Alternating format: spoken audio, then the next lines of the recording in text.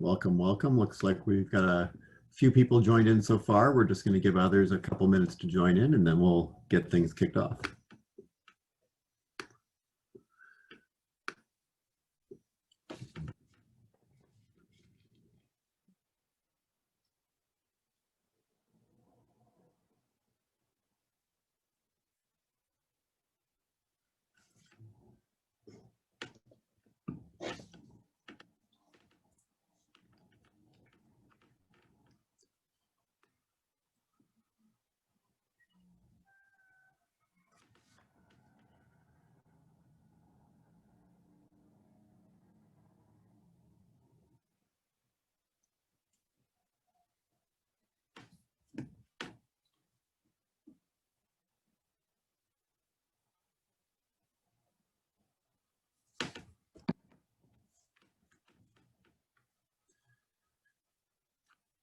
All right, I've got a couple minutes after the hour. Thomas, can you confirm for me that we have things set up and recording? And then I'll kick things off.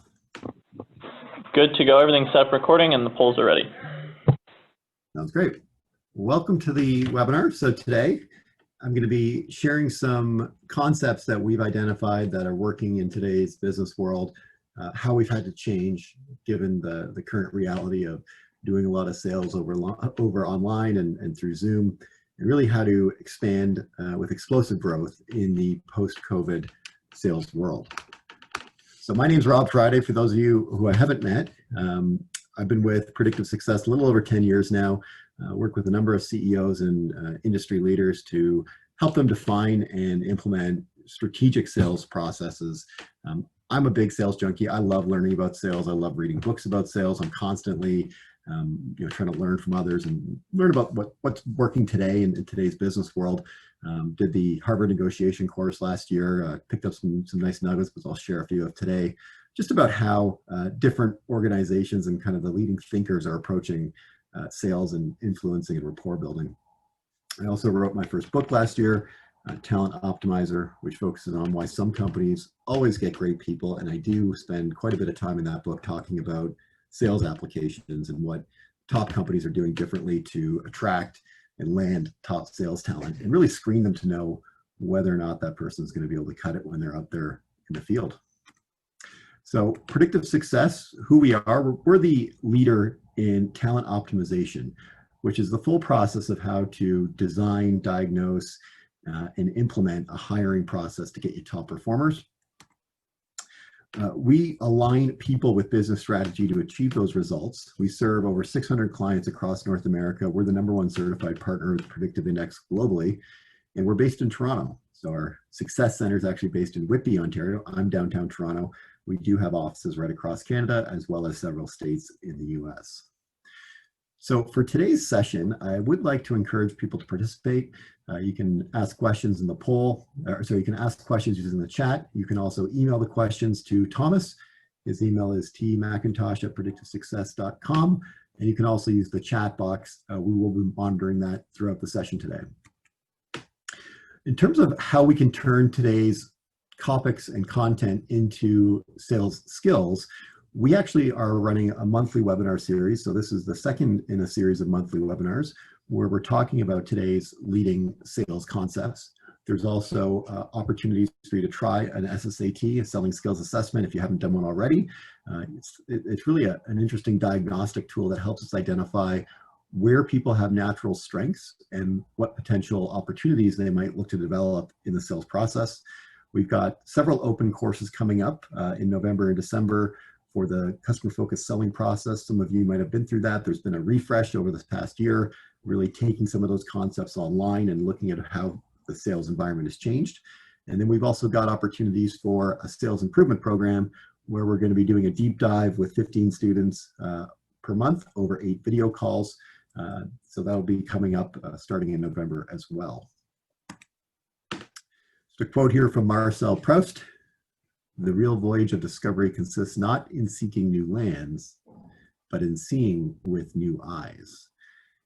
And what I really mean by that is understanding how we can look at the sales process differently. How do we get inside the customer's world? How do we see things from their point of view? And what are the tools and resources that we can use at our disposal to help us be more effective at that? Some of the things that we've been hearing out there: sales are flat due to post-crisis budget cuts. It's harder to close in a post-COVID world. Sometimes it's difficult to build rapport because we don't actually see people. Customers' needs have shifted. In some cases, they're in cash conservation mode. Some people have reported trying to give clients space at this time because there's so much uncertainty. Hard to transition to a virtual sales world, so some people are just struggling to be effective at selling online. We've definitely heard some situations where sales forces are a little unmotivated or not really sure as to what the future holds, and then industries in a state of transition. So I want to just take a moment and see, using a poll, what are some challenges that you're facing right now out there as the clients? So Thomas, if you could open up the poll. Yes, and the first poll is now open.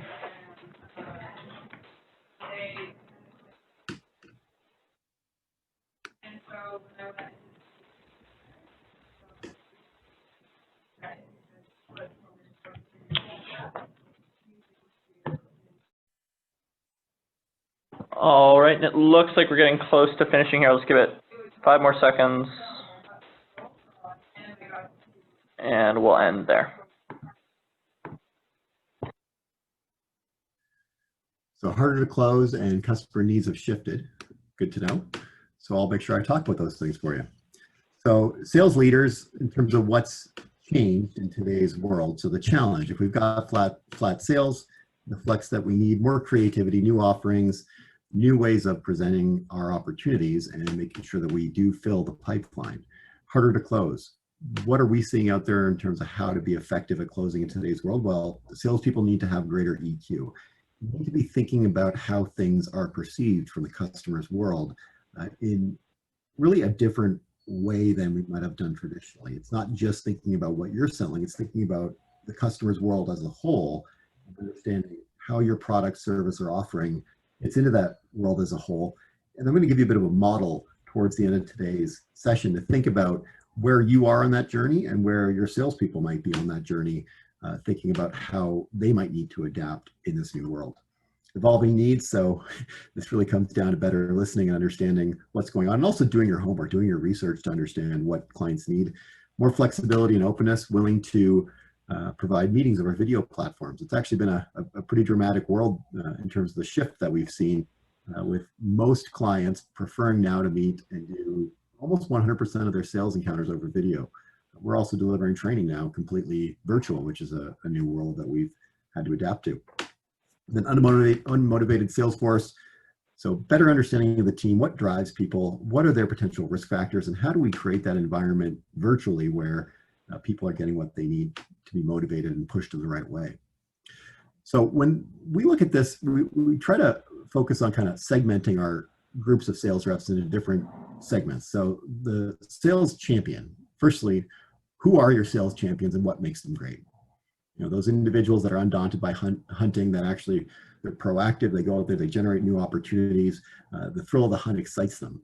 How do they build trust and credibility? So stepping back and thinking about, you know, what is in it for the customer and how do we adapt our approach depending on who we're working with? Looking at things like how we uncover motivations to buy.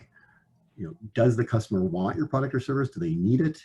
You know, what are the opportunities that you have to help align whatever you're doing with what their objectives are? They could be personal, they could be business related, they could be cost related, but asking the right, what are called investigative questions in order to figure out what all is important to the client, and then how do you align your opportunities with those things. Articulating value from the customer's point of view. So not just talking about features and benefits, but talking about why those features and benefits are important to that client. And you can only do that once you truly understand what their world is all about and what they're actually trying to achieve, which your product or service might be one small piece of that.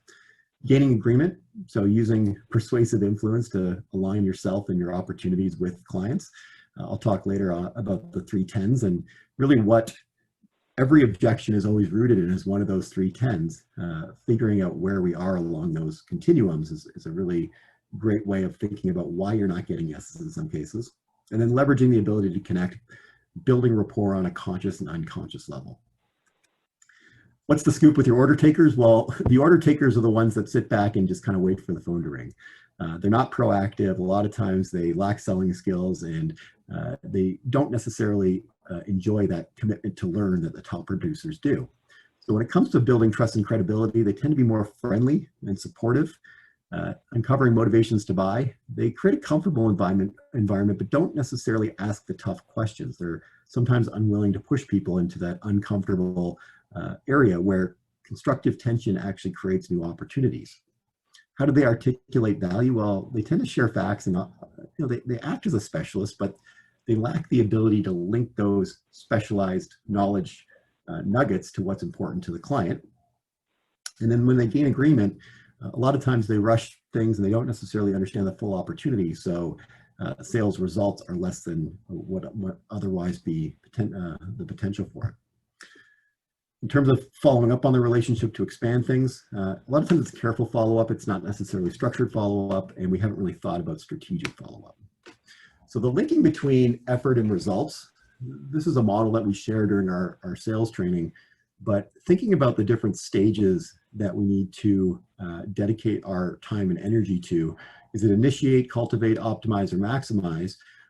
One of the challenges in today's world is that we're all figuring things out on the fly. So the ways that we initiate new opportunities are different. That's one of the biggest challenges I'm hearing from a lot of clients, is that those opportunities to go to trade shows or to generate leads in the traditional fashion just aren't the same as they used to be. So we have to take a step back and think about this more strategically and really create the type of marketing and the type of outreach campaigns that generate opportunities that a lot of times leverage expertise, thought leadership, more about education-based marketing than the traditional, feet on the street methodology. When it comes to where we're trying to get to in this model, it's really the upper right quadrant where we've maximized efficiency and we're getting results. We're continuing to generate consistent results because we have a process in place. We know what works. We measure it through things like the selling skills assessments, as well as our different marketing metrics, and basically generate predictable results by doing that. So initiating new opportunities, where do I start? So some of the things that we're seeing out there today, obviously generating leads, inbound marketing is really powerful. So SEO, networking, content marketing, that thought leadership, things like LinkedIn and actually posting content that's important and relevant to your lead base, and then having the courage to follow up on that. So direct messaging people when they comment on something that you've posted on LinkedIn, connecting with them in a way that they're not used to and actually offering something of value. Contacting prospects. So once you've got that targeted list, about how to reach out in a strategic way, not just kind of a spray and pray, is what we used to say. Nurturing leads. So thinking about the different ways that we reconnect with clients. So relevant articles, case studies, videos. There's some great apps now where you can actually embed a video in an email. We're seeing that type of stuff actually get responses, whereas the traditional methods of just posting content without it being tailored to the customer's needs or customer's world today is not as effective. So where do we go with this? Looking at how we develop sales champions. Well, it really starts with three parts. So the behavior, predictive index, knowing what are the targets for our top performers? What do they look like? How do we identify who we're looking for and how they're wired? What does that tell us about how they're perceived and how they might relate to prospects and clients? So actually building those job models and going to market to find the right people in the first place and having a structured process to assess for fit. Next stage is knowledge. SSATs, the selling skills assessment tool, can tell us about where people are strong and weak in the sales process, identifying what they're leveraging one muscle, which I'll talk about in just a couple minutes, but actually having a method for measuring that and making it objective in terms of where their skills are strong and weak. And then actually having a structured sales process to reinforce those skills. So empowering our sales force to sell faster, sell more often, sell more, and build better long-term relationships. These three parts work in concert. Having the right behaviors, having the right skills, and having the right measurement process to reinforce those things along the way. So understanding how our sales force is wired. So this is where predictive index comes in. When I work with a typical organization, a lot of times the starting place, you'll see talent being normally distributed. We'll have some top performers, about 25%. We'll have 50% average performers, and another 25% that really probably shouldn't be there anymore. You know, they're really struggling, or they're the C players, quote unquote.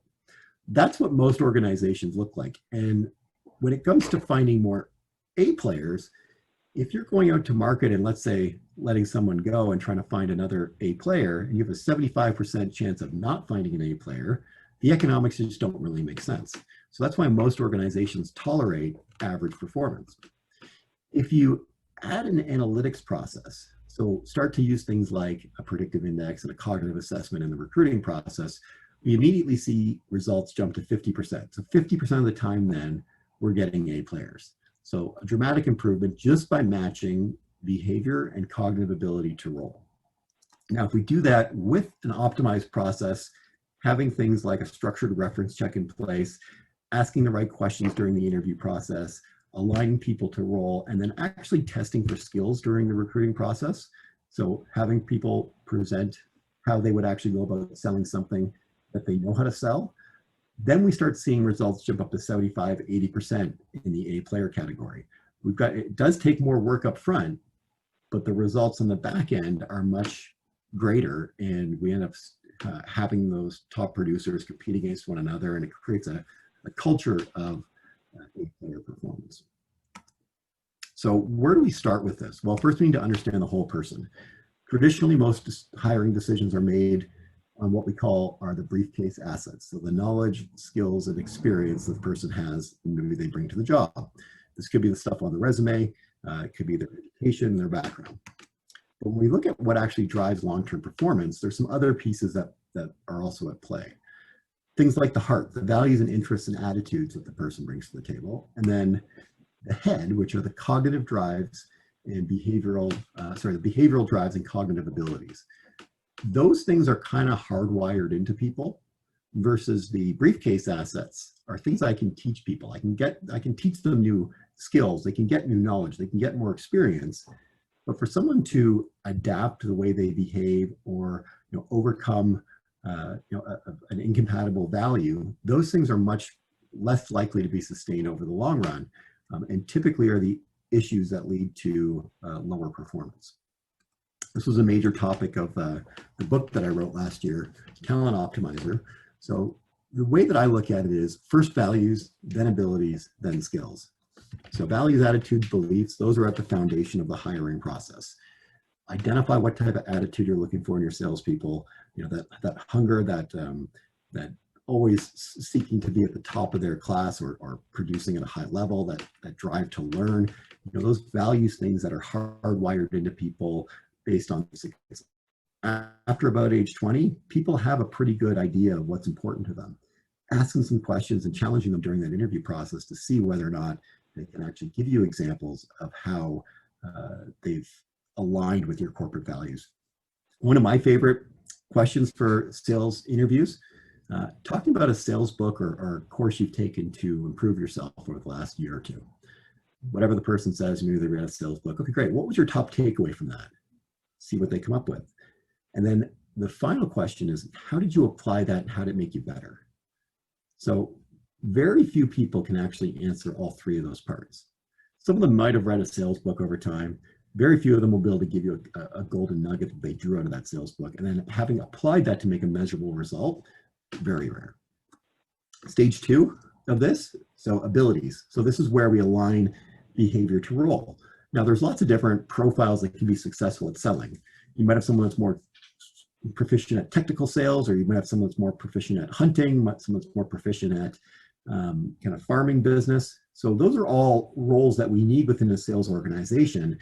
And those will all have different behavioral types or styles. However, they should still all share the same common values, attitudes, and beliefs. And recognize that if someone has those right attitudes, values, and beliefs, and maybe there's a little part of the behavioral profile that doesn't fit, that might be coachable. People can adapt their behavior. It takes energy, but they can adapt it. But we better know what we're expecting them to adapt up front, so that we can build that right coaching plan and help people develop into the right roles within an organization. And then skills are actually at the top of the pyramid. I can teach people new skills. Those are cumulative. I can also test for that and see whether or not someone comes to the table with the right skills. But if I hire skills at the top, without the right behaviors, attitudes, values, and beliefs, it's really a recipe for a disaster. So why do people behave as they do? Well, people have drives. These drives develop through the first 20 or so years of life. And then as the result of those drives, people will feel certain needs. And then they behave as a response to those needs. So people have drives, drives create needs, people behave in response to their needs. Now, the interesting thing here is that all we can see during an interview is behavior. And if we're just making an assumption based on behavior, I might be missing the underlying drives and needs.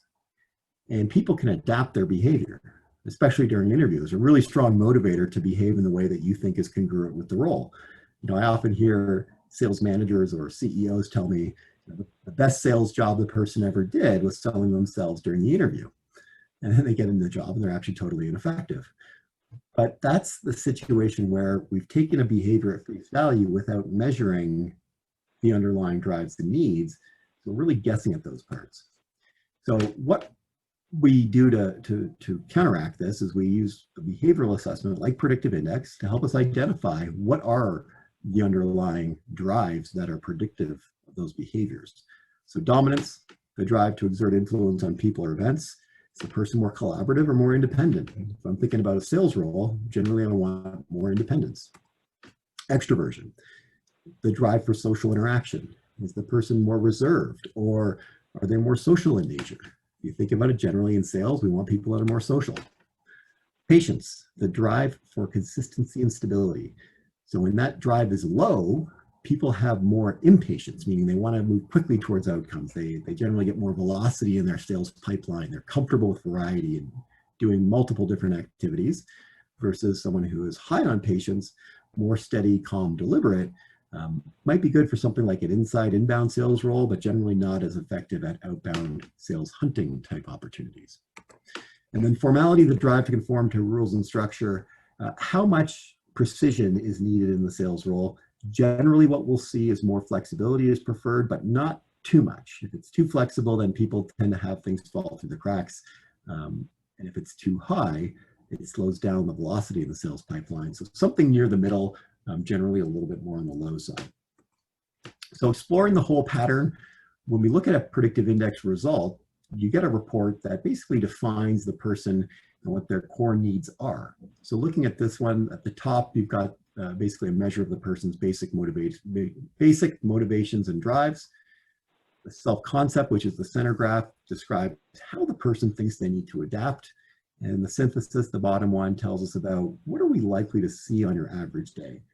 This is really powerful because if you've got a high-performing salesperson, but they're in a really ineffectively managed job, you'll see the right pattern at the top, but the self-concept looks totally out of whack.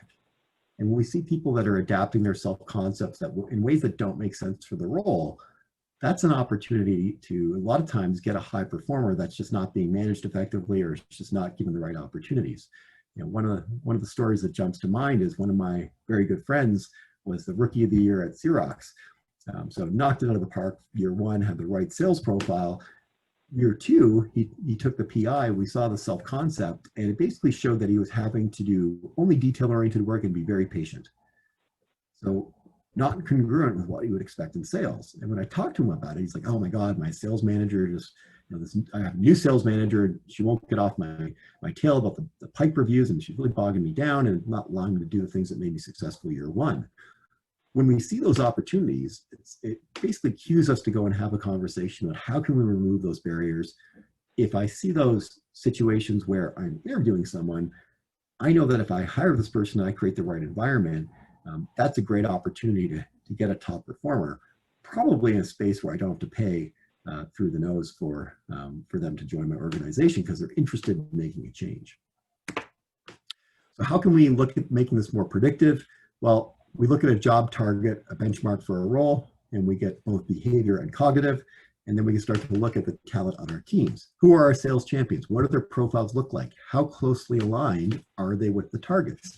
We can now, even in the software, take things like a group of high performers and actually create a blended target based on what our environment looks like from a behavioral standpoint. Like, who are those top performers? What do they look like?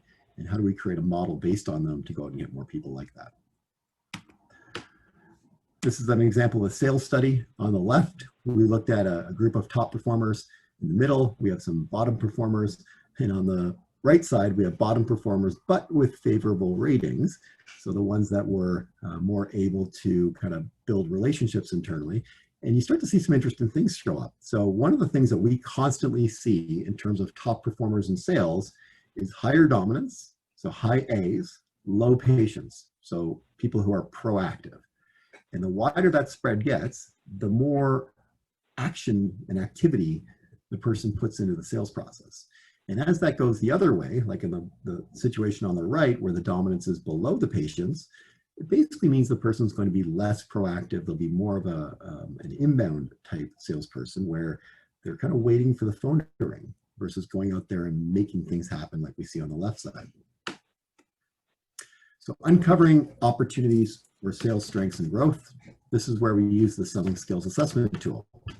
So this assessment is a 5-part assessment, 25 questions, and it gives us a benchmark of where are our salespeople strong in the sales process in terms of understanding the skills, and what are their development opportunities. It's not meant to be a pass-fail. It's meant to be a diagnostic to say where are people naturally following the process and where do they need like a skills improvement. The first part is open. So how do they build initial trust and credibility? Then we've got investigate. How are they asking questions? Are they doing it in a way that helps us uncover all of the opportunities and really get into the client's world? Present. Do they tie the solution based on value to the client's needs, or are they just presenting attributes of the solution? Confirm. Did they gain agreement and win the business? Do they know how to handle objections effectively?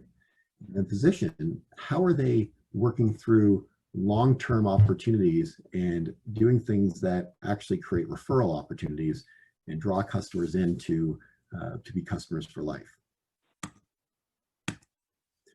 So the different relationships we'll see. So if we've got low SSAT scores but high sales skills, then it's typically one muscle the person's leveraging. So this could be a situation where like they're doing one-arm chin-ups out there, they're just using their persuasiveness or they're using their drive in order to kind of ram through a lot of opportunities. Another situation might be we have a high SSAT score but low sales results. So here it's an execution gap. The person knows what they should be doing, but they're not actually executing on that when they're out there in the field. Next, we might have low SSATs and low skills or low sales results. Well, it's not really surprising that the sales results are low if the person doesn't know what they're doing. And then finally, we've got high SSATs and high sales skills. This is an opportunity to leverage someone that's a champion within the organization. Our goal should be to remove those barriers that might be around them and really use them as a thought leader to help others be successful as well. So this is where we've done some pretty successful implementations with this, looking at one here with Nissan. We started off with a diagnostic and found that their overall team scores were below the industry average. We implemented this customer-focused sales training process. Scores increased by 10%, and sales actually followed by a 10% increase in those same locations that saw the bump in SSAT scores. So we were able to correlate if the sales skills stick, we actually get a sales improvement in the same areas. So empowering your sales force. So I've got a little bit of a diagnostic here, and this is a bit of a fun process. So if we think about how sales teams approach selling, for me, this model, actually, it's kind of funny. Next time you're at a restaurant or next time you go in to buy a car or a piece of furniture, and you go into one of those stores and the person's following you around and really not thinking about what you're looking for. They're not picking up on the visual signs that you're giving them. Think about what level the person's at. So unaware. Salespeople don't consider how different people are wired. They sell from their own point of view without considering how their actions, communication styles, or tactics impact the customer experience. So this is where the salesperson's dressed like a slob, or they don't know how to effectively connect with a person. They don't greet you in a professional manner. something's going on where that person's not understanding the way they should be approaching it.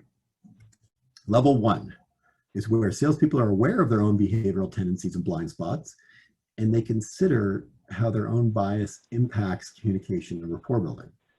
So this is where at least the person's self-aware.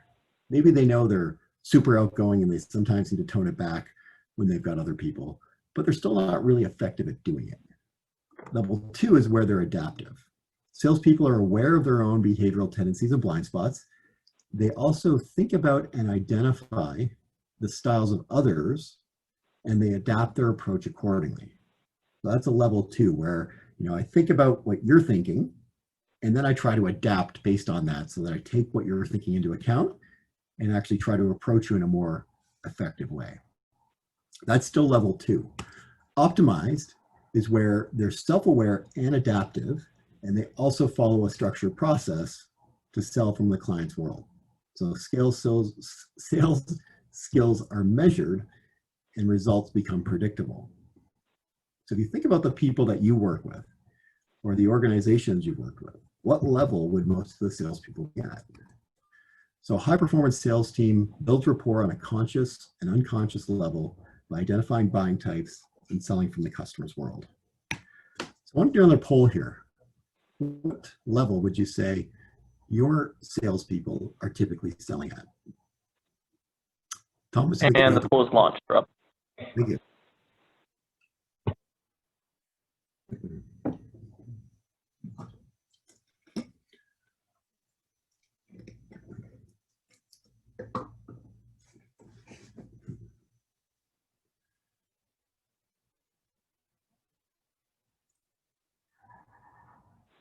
All right, we have some votes coming in. Just give it 10 more seconds here.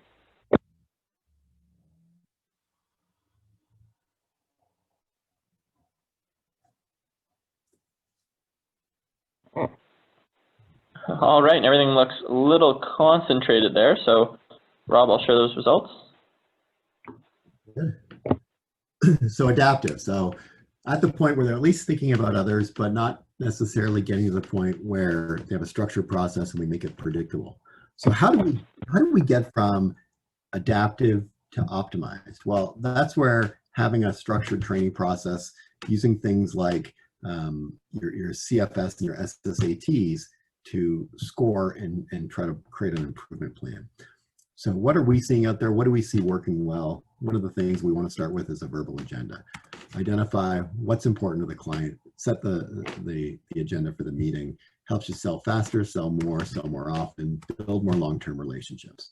So thinking about trust and credibility, how do buyers buy? Well, we can actually now think about our predictive index. What does that tell us about us?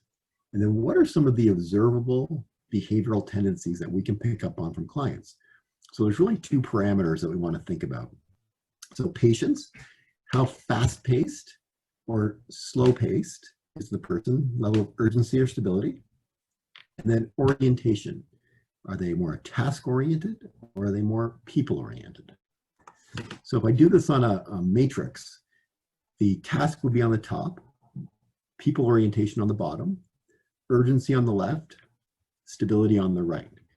Each of these different kind of quadrants tells us about what's important to a person, gives us key characteristics, what they need from you, what their communication style is going to be, how they measure value, and what they do internally kind of in their brain to make a decision.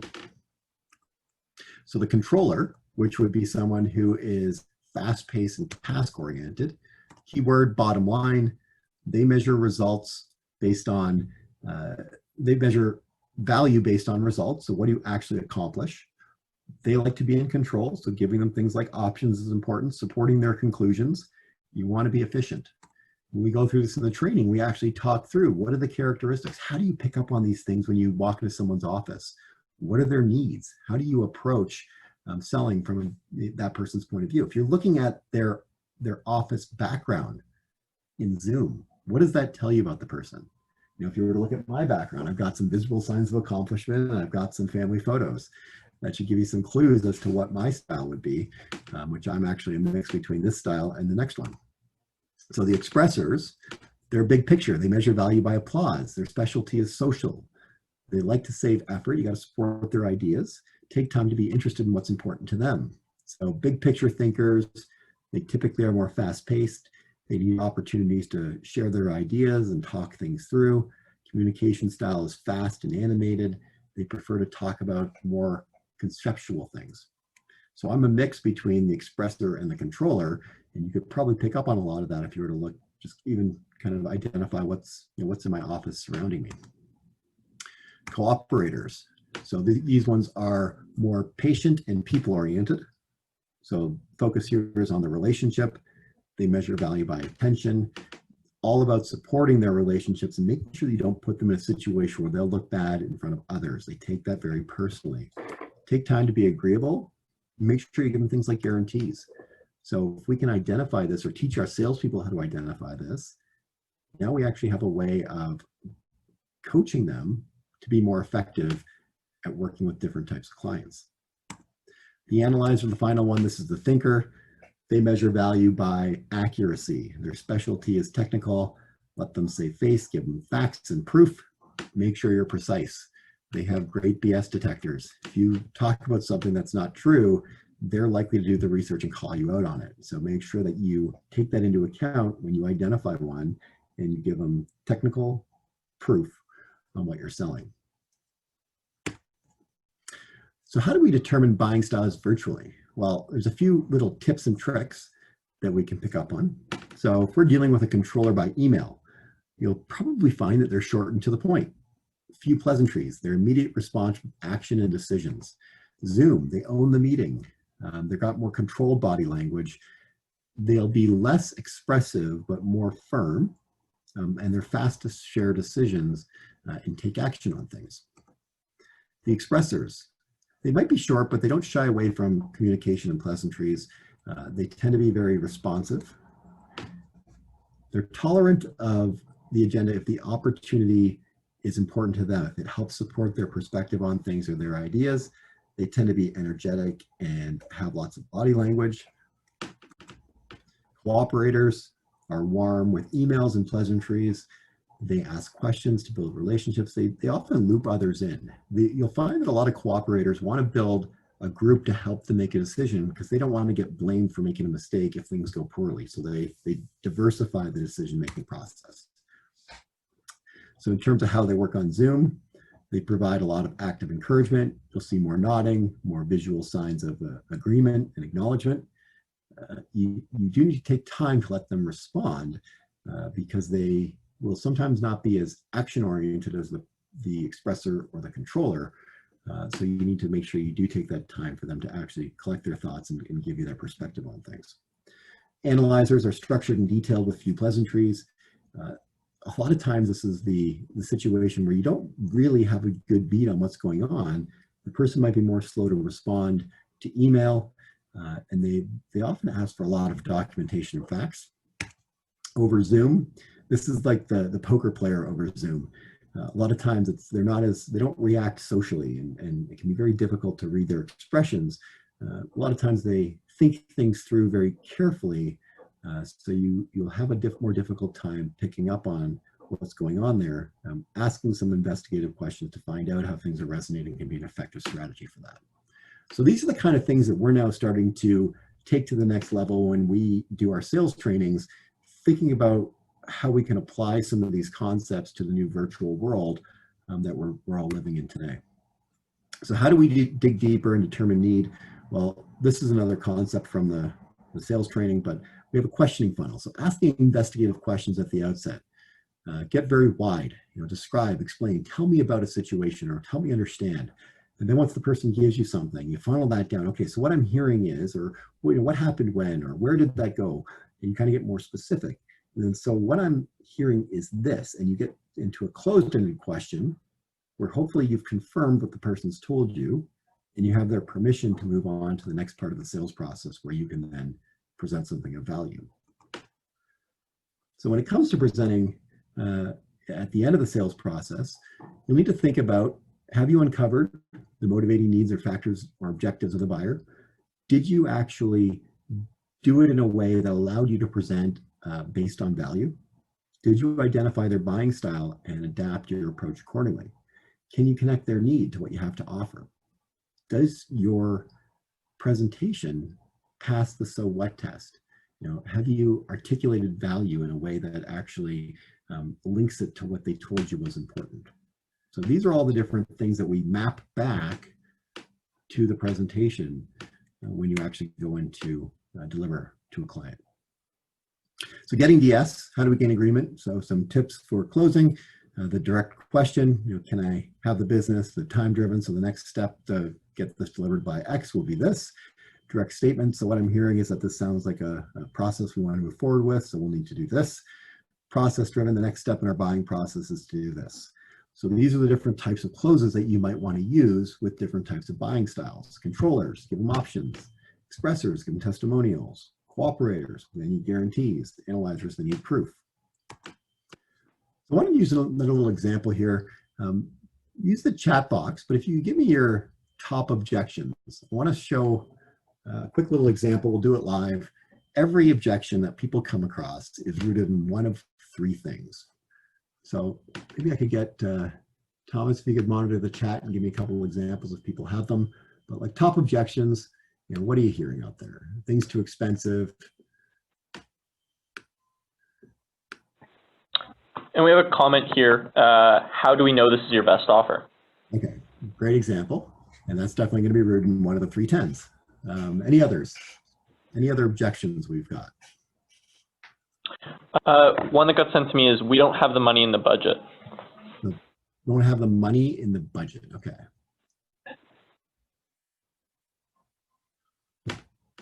The typical. And one more here. I need to elevate this. Elevate this, the meaning like you got to bring it to someone else in the organization. I believe so, yeah. So each of those objections, if we map them back, are really based on one of these three things. 10 out of 10 on the product or service you sell. So does the person, have they got to a point where they are totally sold on the product or service? They think it's a 10 out of 10. They think it's the best thing since sliced bread, and they're totally sold. They feel like they need it, they want it. 10 out of 10 on you, the salesperson. Do they know, like, and trust you? If not, then you get questions like, how do I know this is your best offer? But if the person trusts you on that, and they're a 10 out of 10, they're not going to ask that question. You're probably not going to get that objection anymore. And then 10 out of 10 on the company you represent. So this is another one where, the person might love you. They might love the idea that you're selling, but if they don't feel like the company that you work for is a reputable company, then you're probably still going to have an objection. You might not know what it is. So examples of this, need to elevate this. Well, if you're totally sold on this and you really trust that I'm going to deliver and you trust the company, you probably wouldn't need to elevate that because the person wouldn't be having that conversation unless if you got to a 10 out of 10 of these things, they'd be willing to move forward with it. What was the other one, Thomas, the second one you gave me? We don't have the money in the budget. The money in the budget, again, that's going to be a 10 out of 10 on the product or service. If they're totally sold on it, they'll find the money or the budget. So it's an interesting process when you talk to your salespeople or when you yourself are out there selling and you come across an objection, the person's throwing up some kind of smoke screen. Take a step back and think, which one of these is it? Am I getting the signals that this person's at a 10 out of 10 on the product or service?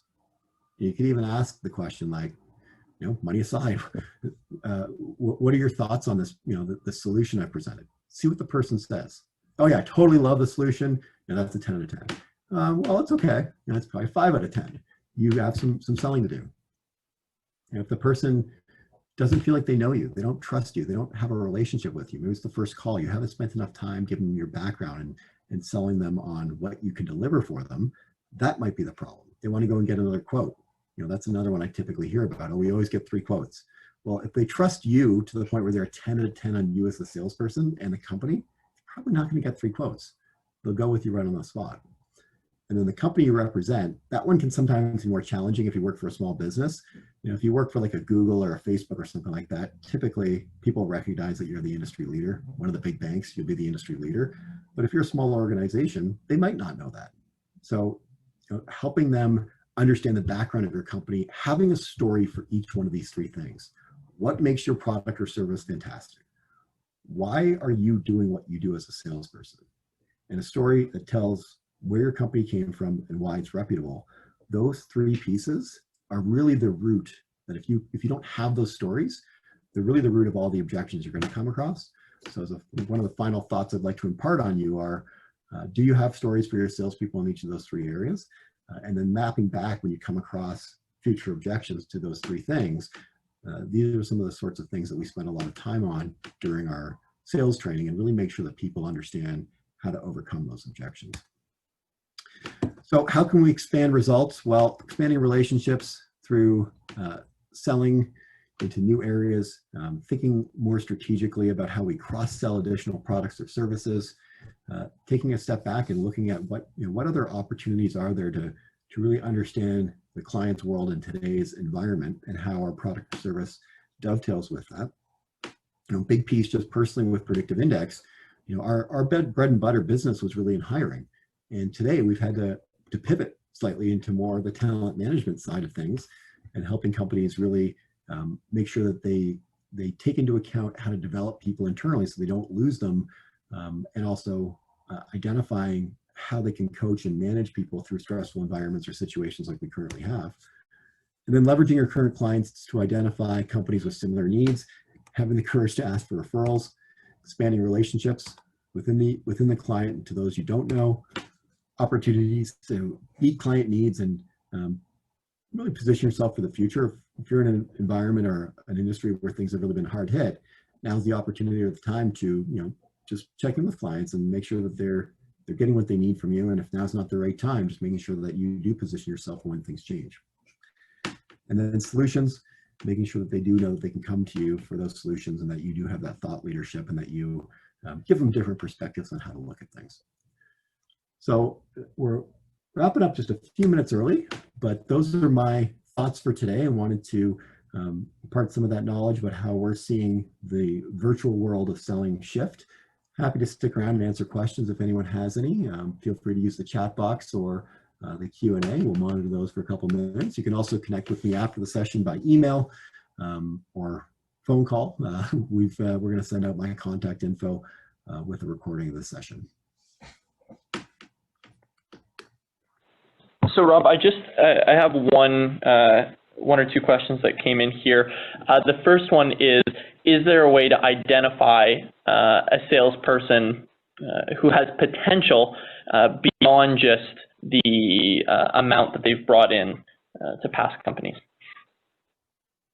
So yeah, I think the potential question is always an interesting one. If we go back to the pyramid of when we're hiring, it's looking for things like a track record of success. What have they done to demonstrate that they have the right values to be successful? So the drive to learn, what books have they read? What things have done in their best to kind of persevere through challenges? The most effective salespeople are typically the ones that have overcome some kind of hardship in life. So people that have the courage to talk about those things during an interview, even if they're not successful at a current sales situation, but they have a track record of overcoming difficult situations, those are the things I look for that really show us whether or not someone can be successful over the long run. And then obviously the easy one is, what have they done to demonstrate a track record of success in some sort of selling situation where they've very quickly risen to the top. And just one more here is, what do you look for in a young salesperson who maybe doesn't necessarily have a lot of experience in industry? So the big thing there is that drive. So maybe it's not success in selling or success in business, but they demonstrated success in something else in life. Worked really hard to get a scholarship or get to the top of their profession in sports or music or something that they've done in the past to demonstrate their drive for performance. Those are the things I look for. Awesome. We just had one more comment here saying, very helpful, just have to run, but no, I appreciate it. So it looks like that's everything. All right. Well, thanks for showing up today. And if you want to connect further, feel free to reach out. Happy to have a conversation. As a thank you for attending this webinar, we'll also be sending out a copy of Dave's new book, as well as a free SSAT. So be sure to look for that by email.